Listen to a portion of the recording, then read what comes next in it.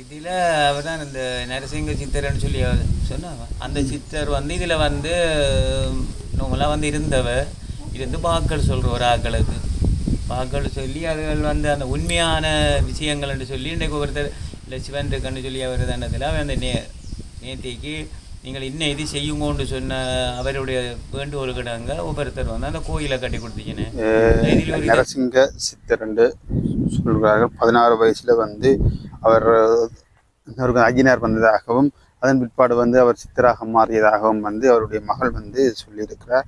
அவருடைய